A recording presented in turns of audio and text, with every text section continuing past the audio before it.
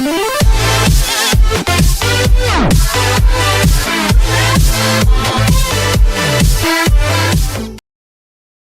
do Ben Stokes and Marlon Samuels hate each other? Rivalry explained.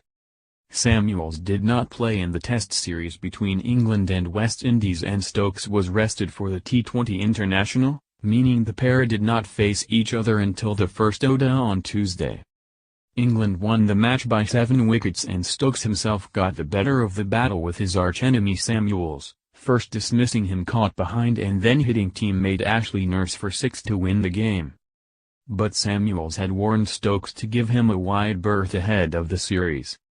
"With me coming to England, he should stay on the boundary when I'm batting, as far away as possible," Samuels said earlier this month. "As long as he keeps quiet, I won't start anything, so if anything does happen that means he has said something to me first. I'm going to come to England and be a good boy. At least for the start of it."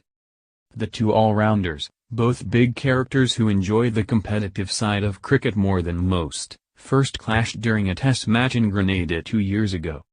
When Stokes holed out for just 8 on the third day of the match, Samuels stood to attention and sarcastically saluted him as he dragged himself off the pitch, continuing the verbals that had been exchanged throughout the game.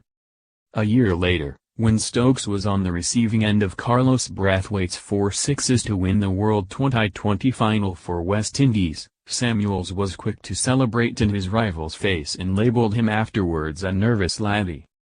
The Durham all-rounder hit back in his autobiography. "Marlon Samuels lacks respect," he wrote. "You get that if you have spent any time with him on a cricket field." Marlon's conduct after West Indies' victory against us in the World T20 final showed a total disrespect for the game.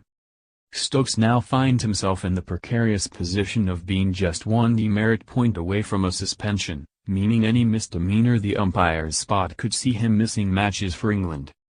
But ODI captain Eoin Morgan has insisted there was no way he was going to keep Stokes away from the battle or tell him to rein in his behavior.